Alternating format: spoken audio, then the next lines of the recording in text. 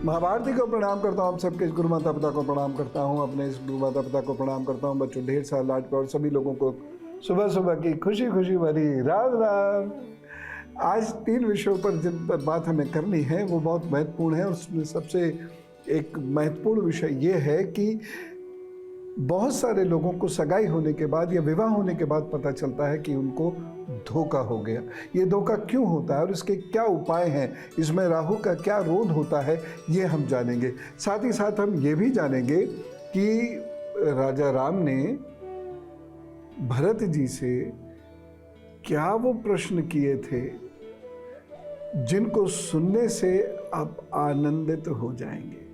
और ये जानना इसलिए भी ज़रूरी है क्योंकि भारत में हम लोगों की कल्पना राम राज्य की कल्पना होती है। और एक और चीज़, ससुराल कैसे जाएं। जी हाँ, इन प्रश्नों पर बातचीत करेंगे, इनके उत्तर जानेंगे, इनके उपाय जानेंगे। लेकिन शुरुआत करते हैं पंचांग से। आज है 3 जुलाई, दिन है रविवार। सूर्योदय हुआ सुबह 5:28 पर, सूर्यास्त हुआ शाम को 7:23 पर। राहु काल रहेगा शाम को 5:39 से 7:23 तक। यमगंड काल रहेगा दोपहर 12:25 से 2:10 तक। गुलिक काल रहेगा दोपहर को 3:54 से शाम 5:39 पर। इन समयों में आप मंगल कार्य ना करें तो अच्छा रहेगा। फिर मिलेगा मंगल कार्यों के लिए आपको अभिजीत मुहूर्त, इस समय में आप कार्य करें। वो है 11:57 से दोपहर 12:53 तक। विजय मुहूर्त होगा दोपहर 2:45 से 3:40 तक। ये मुहूर्त बहुत महत्वपूर्ण है। निषिद्ध काल में जो लोग ध्यान साधना या कोई विशेष अनुष्ठान कर रहे हैं, विशेष जप आदि कर रहे हैं, उन लोगों के लिए निषिद्ध काल मुहूर्त है 12:05 से 12:45 तक। आज बहुत महत्वपूर्ण बात करनी है विवाह में धोखे की। लेकिन उससे पहले मेष, वृषभ और मिथुन राशि के लोगों को उनका हाल बता देता हूं। मेष राशि, ये समय थोड़ा ध्यान से चलने वाला है। इसमें मन थोड़ा कमजोर है, आपका आत्मबल थोड़ा कमजोर है। किसी पर निर्भर होकर कोई गलत डिसीजन ले सकते हैं, इसलिए बहुत संभल के चलने की आवश्यकता है। साथ ही साथ अपनी माता जी का, अपनी ननिहाल का बहुत ध्यान रखिएगा। अपने रिश्तों का भी ध्यान रखने की ज़रूरत है। एक सावधानी इस दिन ज़रूर बरतनी है और वो ये है कि इस दिन क्रोध करने से बहुत बच जाइएगा तो अच्छा रहेगा।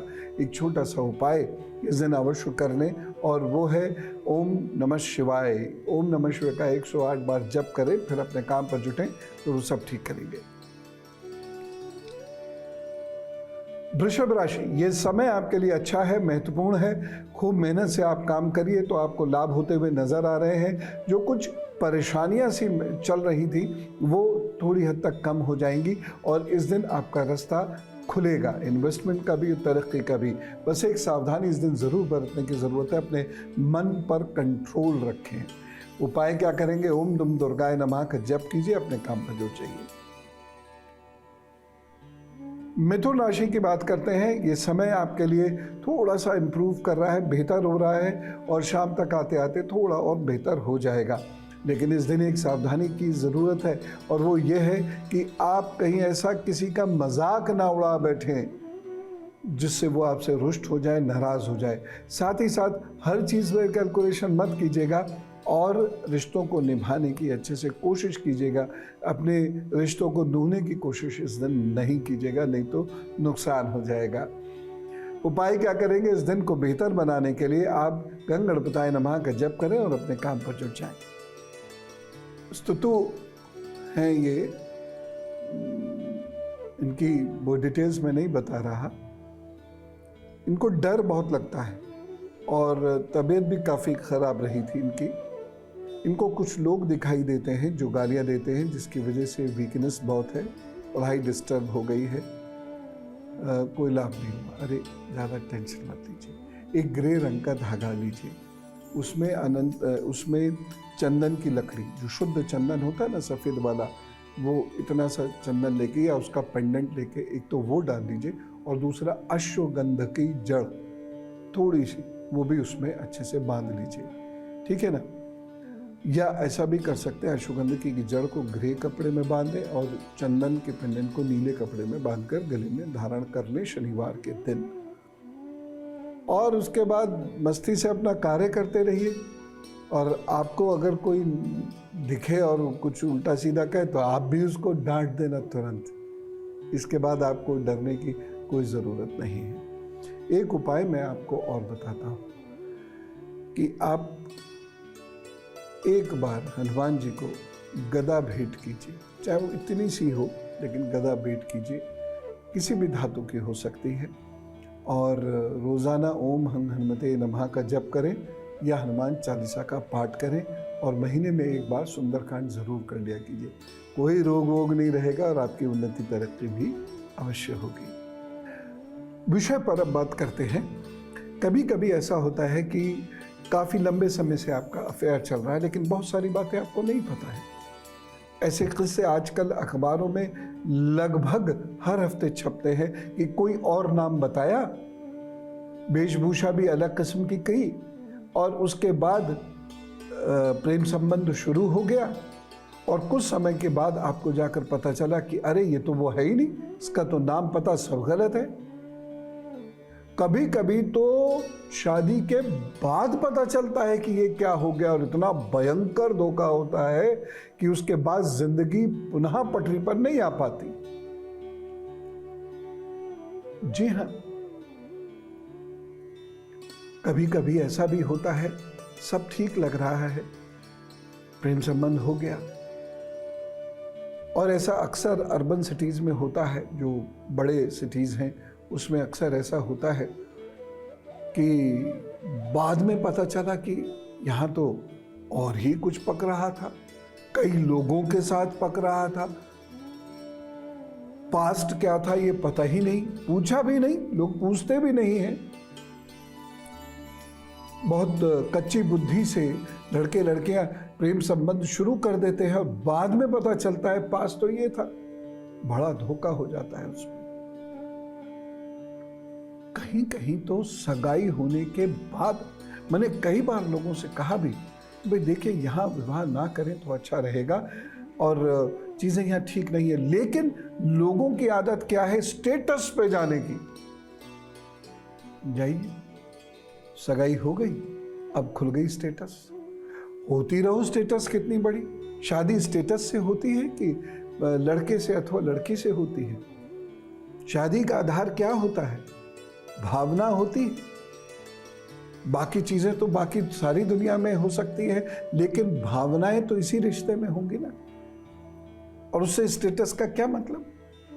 लेकिन लोगों के मनोमस्तिष्क पर कैपिटलिज्म, पूंजीवाद इस कदर हावी हो चुका है, कंज्यूमरिज्म इस कदर हावी हो चुका है कि उपभोक्तावाद इस कदर हावी हो चुका है कि धन के सामने और कुछ समझ नहीं आता। लड़का या लड़की चाहे भाड़ में, बहुत से स्टेटस होना चाहिए, और उसके बाद एक के बाद एक के बाद एक ऐसी कलई खुलती चली जाती है धोखे की कि बस जिंदगी बर्बाद होती है।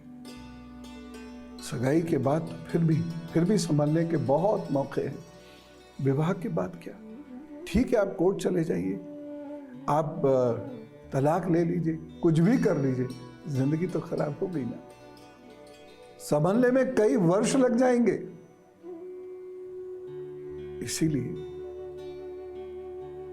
राहु को जरूर एक बार देख लेना चाहिए। विवाह में हम क्या करते, केवल मंगल देख रहे हैं, मंगल दोष तो नहीं। और ये पता नहीं किसने बता दिया कि अगर लड़की का मंगल अच्छा नहीं है तो लड़के की आयु कम हो जाएगी। ऐसे कैसे आयु कम हो जाएगी? लड़का जितनी आयु लिखा के लाएगा, उसकी कुंडली जो आयु बताएगी उतनी तो होगी, कम कैसे हो जाएगी?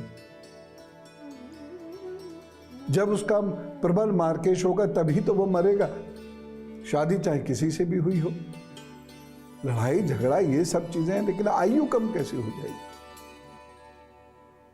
लड़के की पूर्ण आयु है, मान लीजिए 60, 70 साल, 80 साल जो भी है, लड़की का वैधव्य योग है, तो वहां दोनों का विवाह होगा ही नहीं। अर्ली वैधव्य योग है, अब लड़की का वैधव्य योग 70 साल में बनता है तो ठीक है, लेकिन मान लीजिए शीघ्र बन रहा है तो वहां विवाह ही नहीं होगा।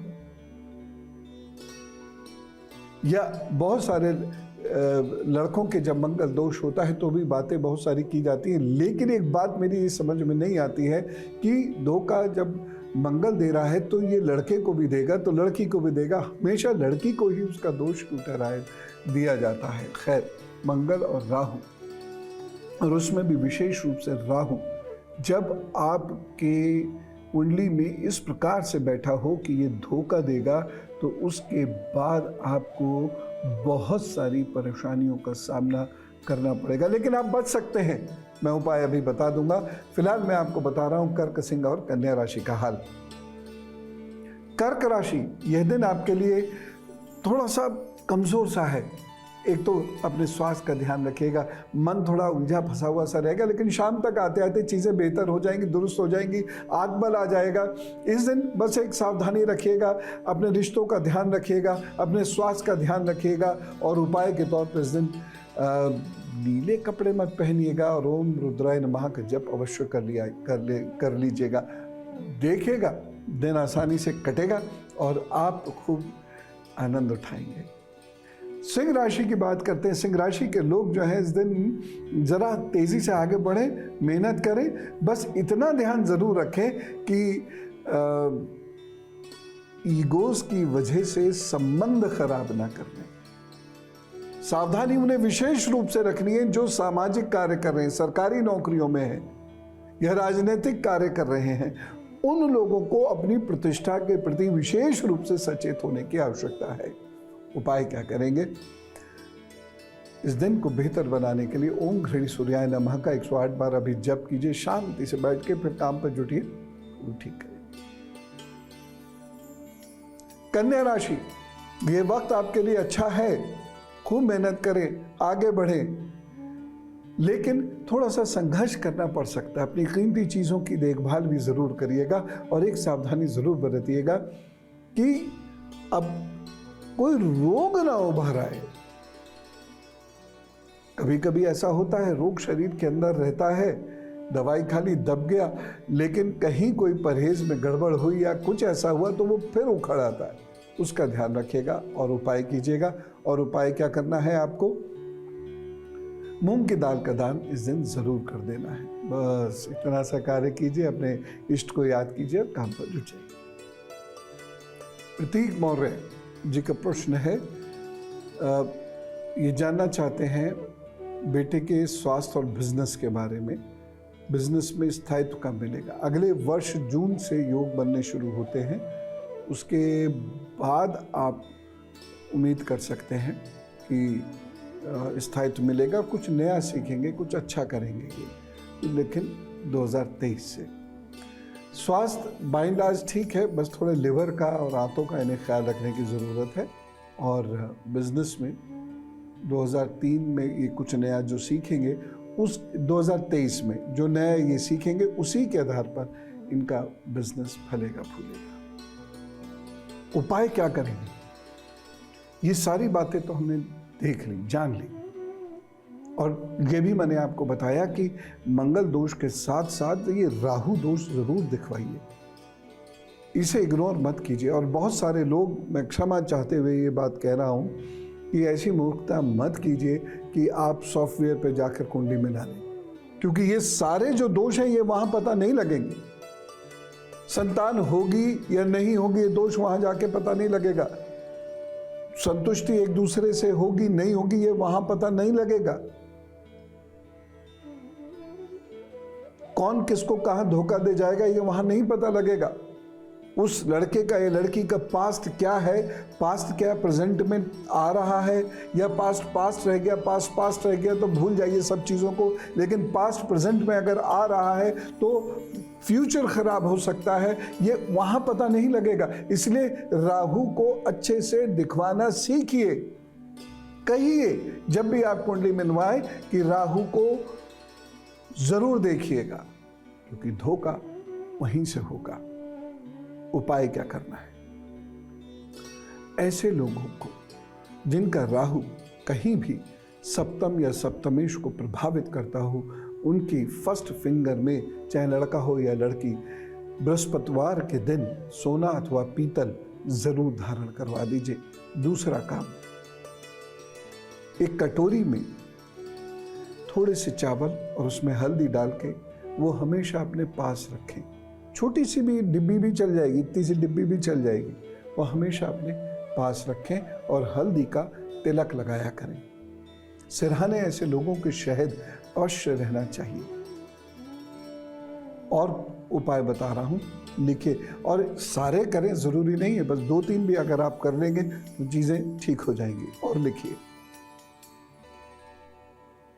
ऐसे बच्चे जिनका राहु उनके वैवाहिक जीवन को प्रभावित कर रहा हो, इन्हें अपनी माता से अच्छे संबंध रखने चाहिए।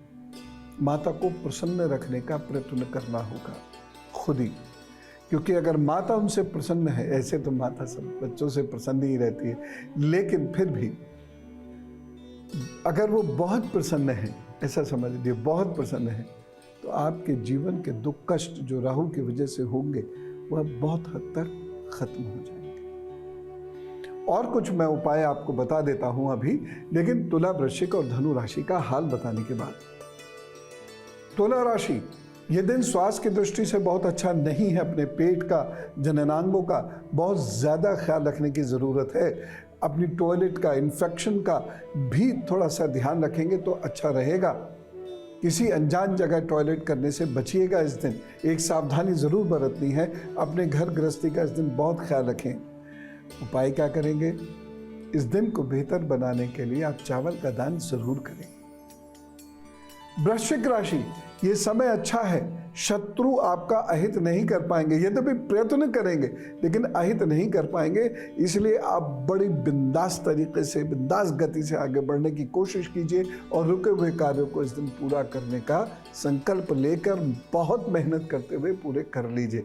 एक सावधानी मैं बरतना चाहूँगा, आपसे कहना चाहूँगा कि आप एक सावधानी बरतें, कि वो ये है कि इस दिन कहीं बाहर का भोजन करने से बचना होगा और अपनी कीमती चीज़ें और ख़ास तौर से कागज़ वह संभाल के रखिएगा। उपाय क्या करेंगे? इस दिन को बेहतर बनाने के लिए आप ओम हंग हनुमते नमः, ओम हंग हनुमते नमः का जप जरूर कर लीजिएगा। प्रभु कल्याण करेंगे। धनु राशि, अच्छा समय है, मेहनत से काम करें, लाभ होता हुआ नजर आ रहा है। मित्रों की मदद से भी आपके रुके हुए कार्य बनेंगे, लेकिन एक सावधानी इस दिन जरूर रखनी है। इस दिन माता जी की सेहत का ख्याल रखिए और माता जी और आपके बीच में कोई वाकयुद्ध या कोई परेशानी या कोई तनाव ना हो, इस बात का भी ख्याल रखिएगा। माता जी को प्रसन्न रखिएगा। और उपाय क्या है? इस दिन आप थोड़ा सा शहद मंदिर में दे दीजिएगा, अन्यथा किसी और जरूरतमंद को दे दीजिएगा। प्रभु कल्याण करेंगे। अंजलि जी का प्रश्न लेता हूँ। 5 फरवरी 71, बहुत सारे इनके प्रश्न हैं। ज़िंदगी नॉर्मल हो जाए ये जानना चाहते हैं। बच्चे डिप्रेशन में जा चुके हैं, बिजनेस में लॉस हो गया है बहुत ज़्यादा, और लीगली भी ये फंसे हुए हैं बिजनेस में। इनके हस्बैंड क्या करना है? माँ बगलामुखी का जप करना शुरू कीजिए। ओम हिरलिंग बगलामुखे सर्वदुष्टानां वाचा मुखम पदम स्तम्भय जीवहि कीले बुद्धि विनाशाय हिरलिंग ओम फट स्वाहा। ये यज्ञ कर लिया करिए। 36 आहुति रोजाना रात को देनी है। पूर्व की ओर मुंह रखना है अपना, पीले वस्त्र पर बैठना है, पीला वस्त्र ऊपर से ओढ़ भी लीजिएगा। बस ये करना शुरू कीजिए। साल भर के अंदर अंदर घर के हालात ठीक हो जाएंगे। तो मैं राहु के कुछ उपाय आपको बता रहा था। एक और उपाय, भाई बहन का अहित जो लोग करते हैं उनका राहु बहुत बुरे फल देता है और बहुत दिनों तक देता है। इसलिए गलती से भी, भूल के भी भाई बहन का अहित ना करें, अन्यथा ये राहु बहुत धोखे दिलवाएगा, खास तौर से वैवाहिक जीवन में। यदि वैवाहिक जीवन में कहीं कोई धोखा हुआ है या प्रेम संबंधों में कहीं कोई धोखा हुआ है या सगाई आदि के बाद आपको किसी धोखे का पता चला है, तो तुरंत घर में एक काला कुत्ता जरूर पाल लीजिएगा।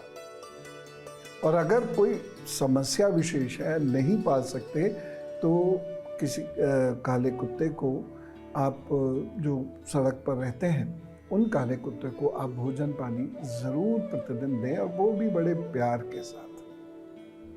1 को दें, 2 को दें, 4 को दें, लेकिन ये जरूर कर लीजिएगा। एक उपाय और बता रहा हूं, ऐसे लोगों को नीले काले कपड़े बहुत मजबूरी में पहनने चाहिए, कभी कभी पहनने चाहिए, उनसे बचने की कोशिश करना चाहिए, नहीं तो राहु को और शक्ति दिलवा देते हैं और उसके बाद और परेशानियां होनी शुरू हो जाती है।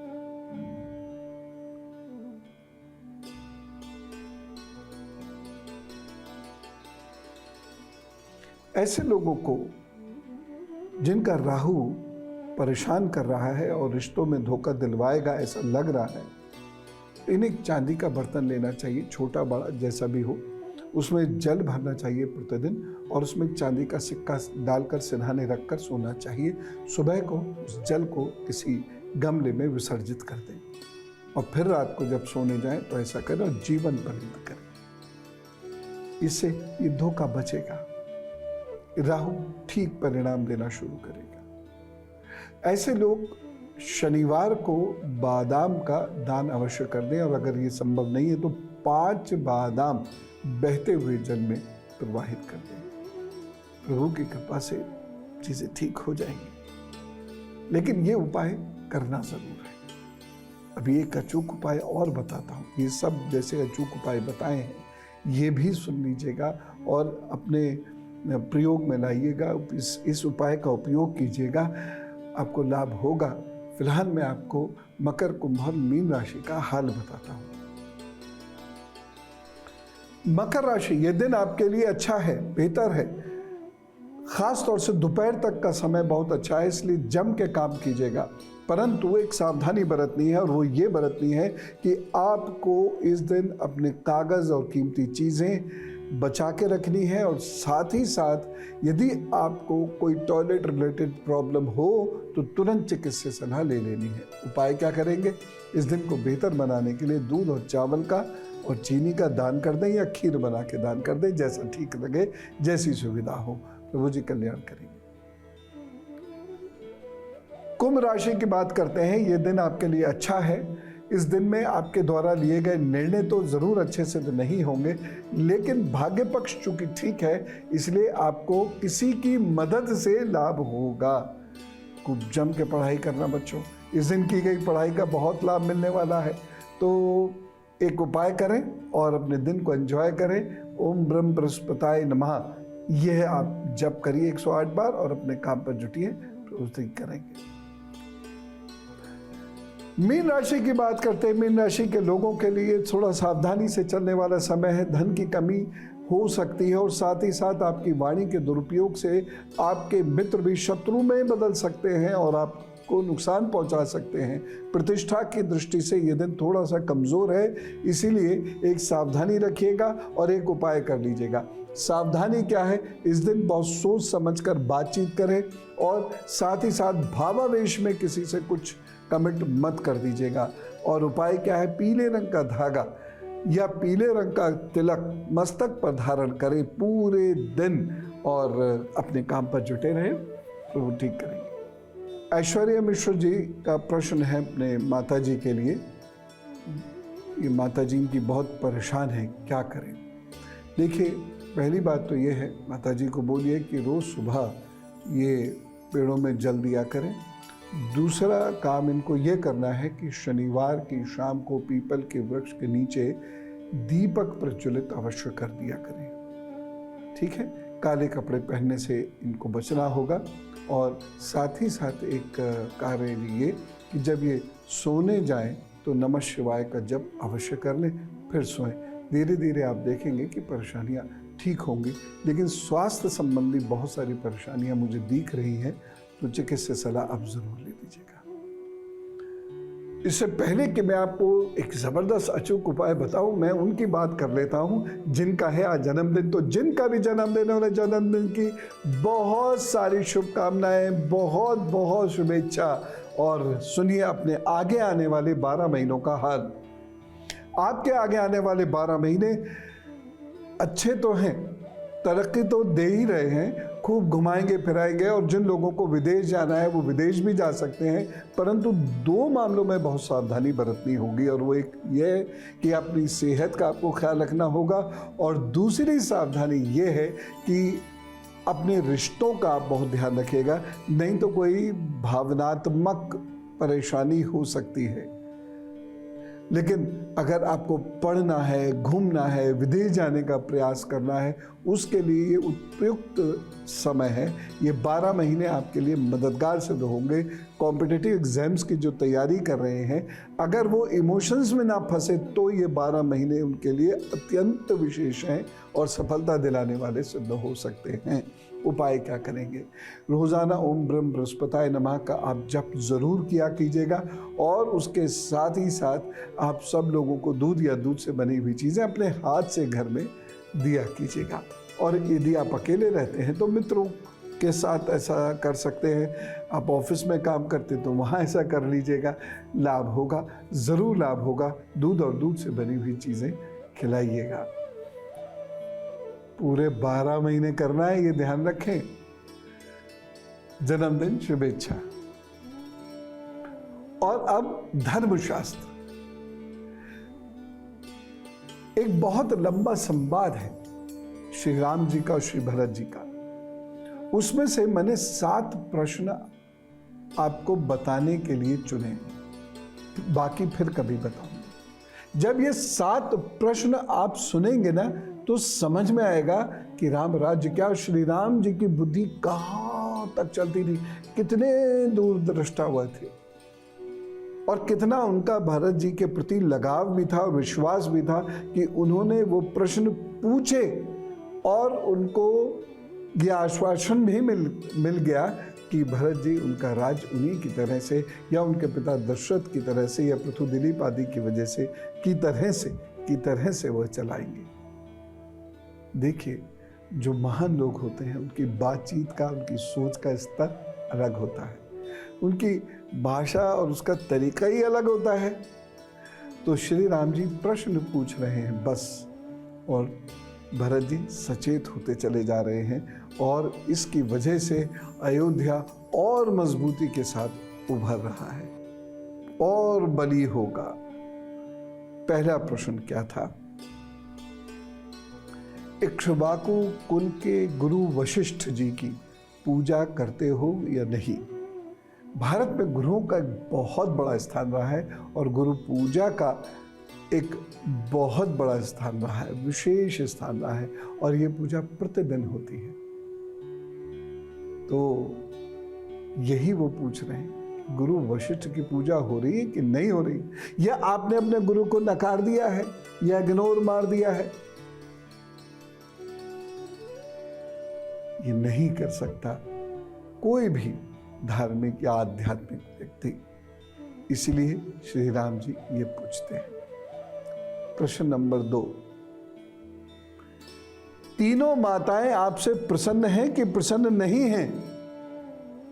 ये कितना बड़ा प्रश्न है, कितना महत्वपूर्ण प्रश्न है।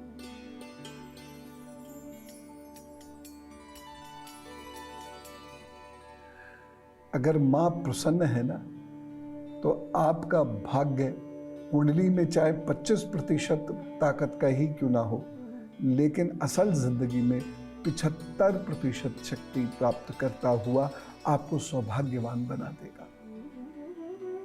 अगला प्रश्न क्या पूछते हैं?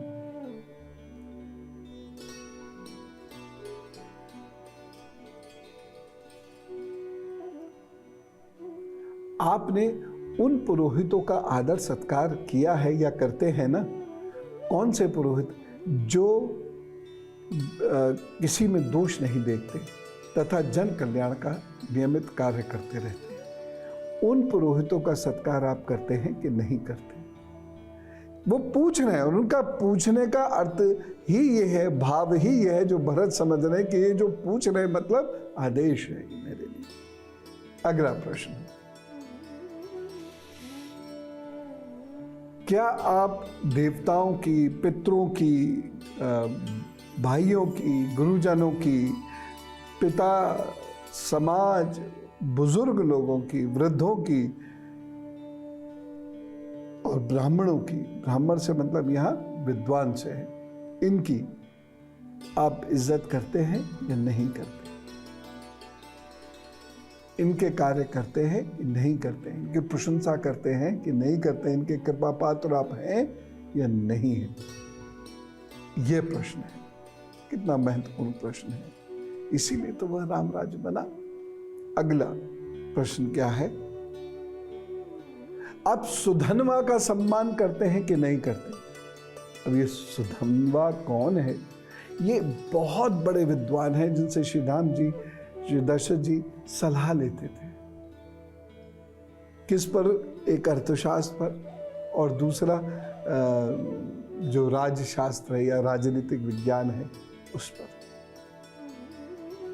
तो ये राजनीति और अर्थनीति पर उन्हीं से सलाह लेते थे और भरत जी से पूछते हैं कि जो इतना बड़ा भारी विद्वान है कि जिसकी सलाह से ये राज्य विकास पथ पर जाता है, आप उनका सम्मान करते हैं या नहीं करते।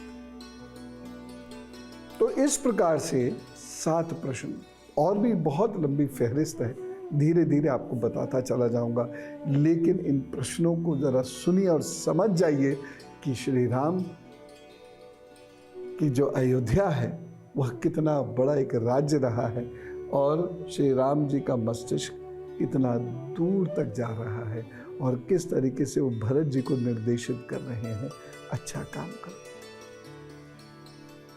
और अब गुरु मंत्र, जब कोई बिटिया ससुराल जाती है तो बहुत डर के जाती है। जब आप ससुराल जाएंगे और डर डर के जाएंगे तो गलतियां भी आपसे बहुत होंगी, हर एक पर शक रहेगा आपको और उससे जिंदगी आपकी दुष्कर होगी और एक जगह की परेशानी 100 गुना होकर 100 जगह की परेशानी बनेगी, जिससे पति पत्नी के बीच में या बहू सास के बीच में या बहू घर के बीच में दरार आनी शुरू होगी।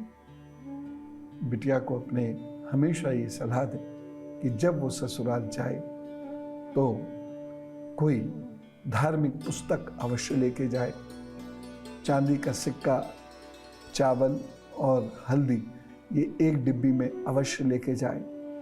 उसके साथ साथ 5 कौड़ियाँ वह अवश्य लेके जाएं और जब जाए तो शक और वहम नहीं होना चाहिए।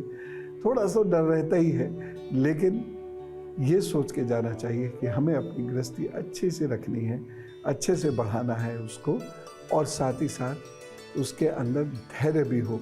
समय अनुकूल आने पर ही सारे निर्णय लेने का अधिकार मिलता है। ठीक है, तो इस प्रकार किसी बच्ची को ससुराल जाना चाहिए, इससे ससुराल पक्ष के साथ संबंध मजबूत होते हैं। जिन लोगों का राहु बहुत खराब है उनके लिए एक जबरदस्त उपाय, और वो ये है कि जहां आप सोते हैं उस तकिए के नीचे या चादर के नीचे या गद्दे के नीचे सौंफ जरूर रखा कीजिए। देखने में छोटा सा है लेकिन बहुत महत्वपूर्ण उपाय है। तो आज हमने ये बातें की कि जब राहु धोखा दे और वैवाहिक जीवन खराब करने पर आमादा हो तो क्या करना चाहिए, साथ ही साथ श्री राम जी ने श्री भरत से कौन से 7 प्रश्न पूछे थे और उसके साथ साथ हमने एक उपाय जाना गुरु मंत्र में कि किसी बच्ची को ससुराल कैसे जाना चाहिए। आप सब लोग खूब खुश रहें।